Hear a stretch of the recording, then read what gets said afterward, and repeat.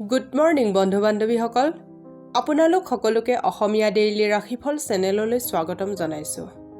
আজি শনিবাৰ 2024 অক্টোবৰ মাহৰ 5 তাৰিখ আৰু অসমীয়া আহিন মাহৰ 18 তাৰিখ। আজি তিথি তৃতীয়া, পক্ষ শুক্লপক্ষ। আজি সূৰ্য উদয় হ'ব 6:16 আৰু সূৰ্য অস্ত যাব 6:01।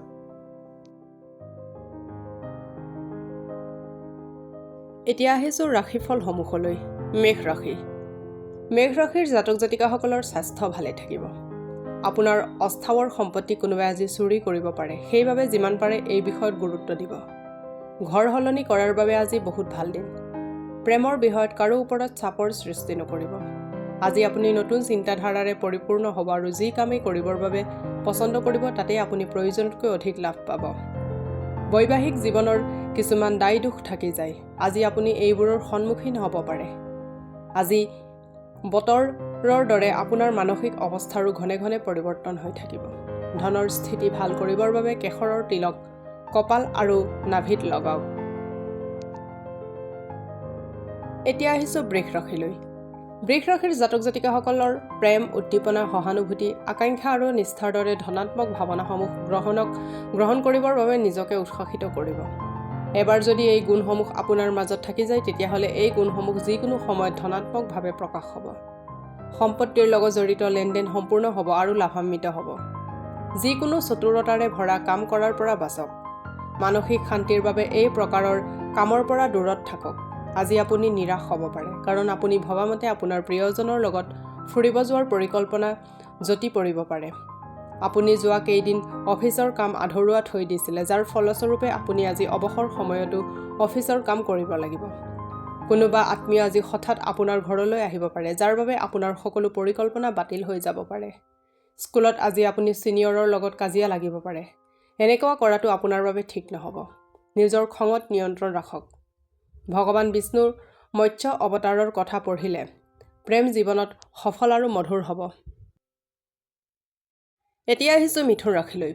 মিথুন ৰাশিৰ জাতক জাতিকাসকলৰ স্বাস্থ্য ভালে থাকিব, কিন্তু যাত্ৰা আপোনাৰ বাবে ভাগৰ আৰু হতাশা কঢ়িয়াই আনিব। আজিৰ দিনটোত এনেকুৱা বস্তু কিনি ৰখা ভাল, যাৰ দাম আগলৈ গৈ বাঢ়িব পাৰে। ওচৰ চুবুৰীয়াৰ লগত হোৱা কাজিয়াই আপোনাৰ মন বেয়া কৰিব পাৰে, কিন্তু আপোনাৰ নিয়ন্ত্ৰণ হেৰুৱাই নেপেলাব।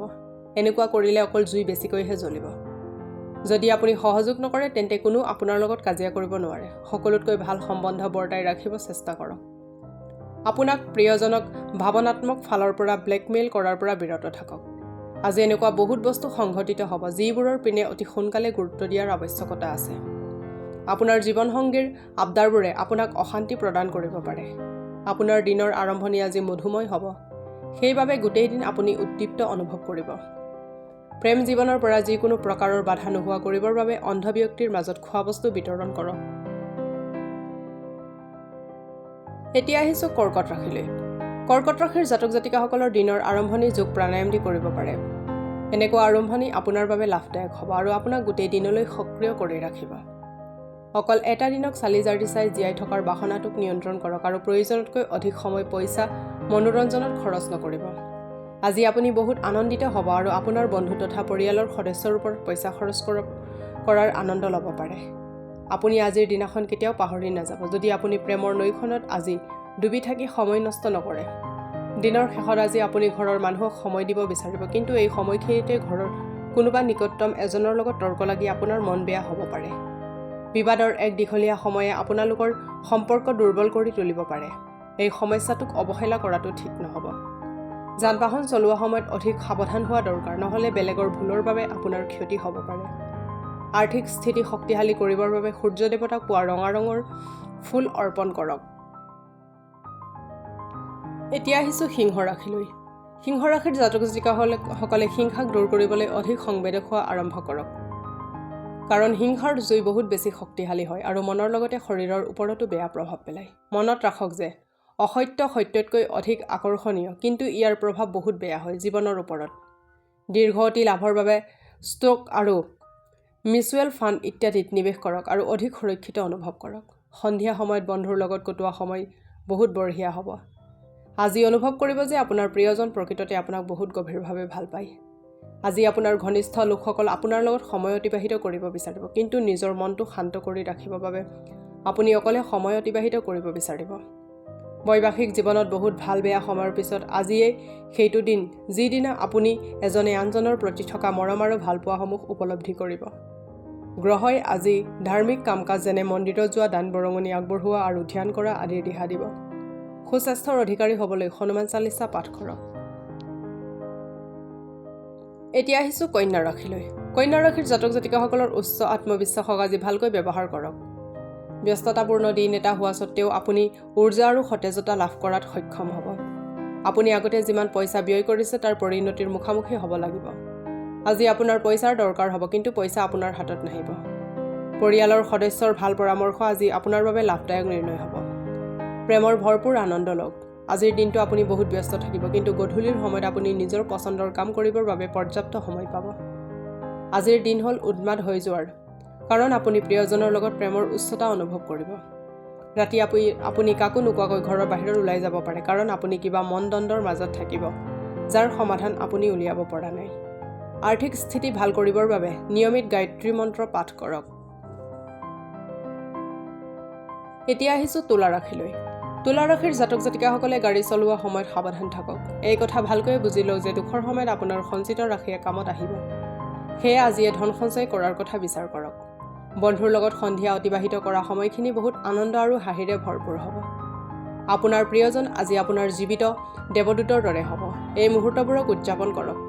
আজি আপুনি অফিচৰ কামখিনি সময়ত শেষ কৰিব চেষ্টা কৰিব লাগে। মনত ৰাখিব যে ঘৰত কোনোবাই আপোনাৰ বাবে অপেক্ষা কৰি আছে। আজি আপুনি গম পাব যে কিয় বিয়াৰ সম্পৰ্ক স্বৰ্গতে নিৰ্ধাৰণ হয়। ছুটিৰ দিনাখন কোনোবা আৰামদায়ক চিনেমা হলত ভাল চিনেমা চোৱাতকৈ ভাল কাম আৰু কি হ'ব পাৰে। ৰূপৰ গিলাচত পানী খোৱাটো স্বাস্থ্যৰ বাবে খুবেই লাভদায়ক। এতিয়া আহিছোঁ বৃশ্চিক ৰাশিলৈ। বৃশ্চিক ৰাশিৰ জাতক জাতিকাসকলে অৱসৰ সময়ত আনন্দ কৰিব পাৰিব। বাকী দিনৰ তুলনাত আজিৰ দিনটো আৰ্থিকভাৱে আপোনাৰ বাবে ভাল বুলি পৰিগণিত হ'ব আৰু আপোনাক পৰ্যাপ্ত পৰিমাণৰ ধনৰ প্ৰাপ্তি হ'ব। পৰিয়ালৰ সদস্যৰ ভাল উপদেশে আপোনাৰ মানসিক হতাশাক কাম কৰিব আৰু ই এক ঔষধৰ দৰে দ্ৰুতগতিত নিজৰ কাম কৰিব। পুৰণি স্মৃতিক আকৌ মনত কৰি আপোনাৰ বন্ধুত্বক পুনৰুজ্জীৱিত কৰক আৰু সতেজ কৰাৰ এয়াই উত্তম সময়। সময়ৰ পিনে লক্ষ্য কৰি আজি আপুনি সকলোৰে পৰা দূৰ হৈ অকলে সময় অতিবাহিত কৰি ভাল পাব। এনেকুৱা কৰাটো আপোনাৰ বাবে হিতকৰ বুলি প্ৰমাণিত হ'ব। আপোনাৰ জীৱনসংগী আজি শক্তি আৰু প্ৰেমেৰে ভৰপূৰ হ'ব। মানসিক শান্তি বহুত গুৰুত্বপূৰ্ণ হয় এক সুস্থ শৰীৰৰ বাবে। শান্তিৰ বাবে আপুনি কোনোবা বাগিচা, মন্দিৰ অথবা নদীৰ পাৰত যাব পাৰে। আৰ্থিক স্থিতি শক্তিশালী কৰিবৰ বাবে মাংস আৰু মদ খোৱা বৰ্জন কৰক। এতিয়া আহিছোঁ ধনু ৰাশিলৈ।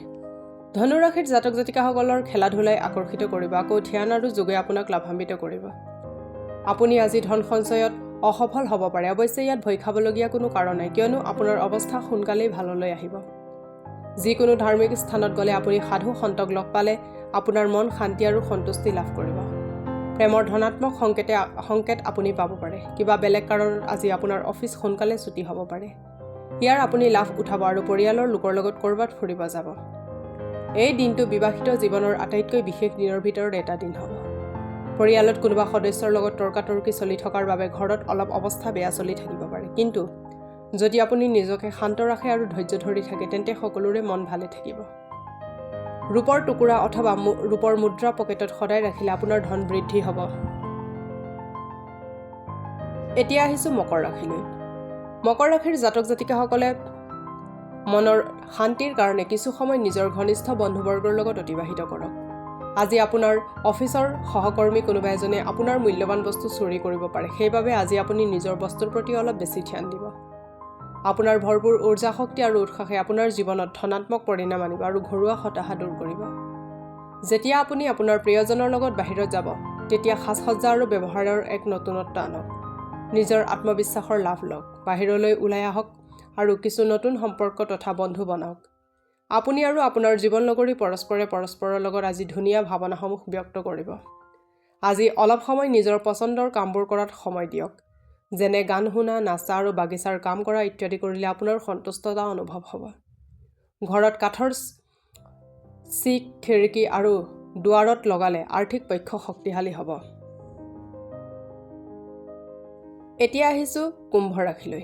কুম্ভ ৰাশিৰ জাতক জাতিকাসকলে বাহিৰত ঘূৰা মেলা তথা বন্ধুবৰ্গৰ লগত দূৰণিৰ ঠাইবোৰলৈ অভিযান কৰা আদিয়ে আপোনাক আনন্দ আৰু মানসিক সন্তুষ্টি প্ৰদান কৰিব।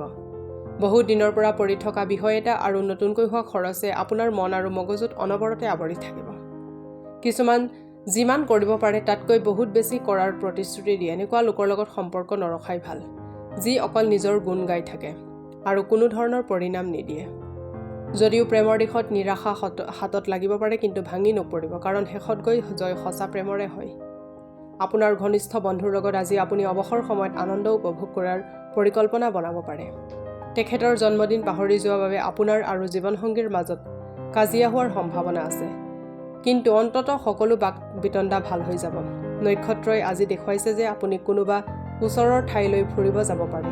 এইটো এটা মনোৰঞ্জক যাত্ৰা আৰু আপুনি নিজৰ প্ৰিয় মানুহখিনিকো লগ পাব। নিয়মিতভাৱে শিৱলিংগত অভিষেক কৰিলে আপোনাৰ আৰ্থিক স্থিতি সবল আৰু সফল হ'ব। এতিয়া আহিছোঁ মীন ৰাশিলৈ। মীন ৰাশিৰ জাতক জাতিকাসকলে বাহিৰত অৰ্থাৎ যেতিয়া খোলা দোকানসমূহত আপুনি খাদ্য গ্ৰহণ কৰে তেতিয়া বিশেষকৈ নিজৰ ওপৰত ধ্যান দিয়া প্ৰয়োজন। তথাপি কোনো কাৰণ অবিহনে চিন্তিত নহ'ব, কাৰণ অধিক মানসিক কষ্ট পাব পাৰে। অন্যক প্ৰভাৱিত কৰিবৰ বাবে প্ৰয়োজনতকৈ অধিক খৰচ নকৰিব। আপোনাৰ বন্ধু অথবা আত্মীয়ক আপোনাৰ আৰ্থিক কাম কাজ আৰু পইচা পাতিত প্ৰদৰ্শন নকৰিব, নহ'লে অতি সোনকালে আপোনাৰ খৰচ বাজেটতকৈ অধিক হোৱা আৰম্ভ হ'ব। আজি আপোনাৰ প্ৰিয়জন আপোনাৰ পৰা সময়ৰ লগত উপহাৰৰ আশা কৰিব পাৰে। আজি আপুনি অফিচৰ পৰা ঘৰত আহি নিজৰ পচন্দৰ কাম কৰিব পাৰিব। ফলস্বৰূপে মনত বহুত শান্তি পাব। আপোনাৰ বৈবাহিক জীৱনত শাৰীৰিক সুখৰ ফালেদি কিছুমান ধুনীয়া পৰিৱৰ্তন পৰিলক্ষিত হ'ব। আপোনাৰ প্ৰিয়জনৰ লগত পৰ্যাপ্ত সময় অতিবাহিত কৰাৰ সম্ভাৱনা আছে। এনেকুৱা কিছুমান মুহূৰ্তই আপোনজনৰ লগত থকা সম্পৰ্ক গাঢ় কৰে। তিল আৰু সৰিয়হৰ গা ধোৱা পানীৰ লগত মিলাই গা ধুই জীৱনটো এক নতুন ৰূপত উদযাপন কৰক। আজিলৈ ৰাশিফলৰ ভিডিঅ'সমূহ ইমানেই। যদি ভিডিঅ'বিলাক ভাল লাগে লাইক কৰিব, কমেণ্ট কৰিব, শ্বেয়াৰ কৰিব আৰু ডেইলি ৰাশিফলৰ ভিডিঅ' পাই থাকিবলৈ চেনেলটো ছাবস্ক্ৰাইব কৰি থ'ব। ধন্যবাদ।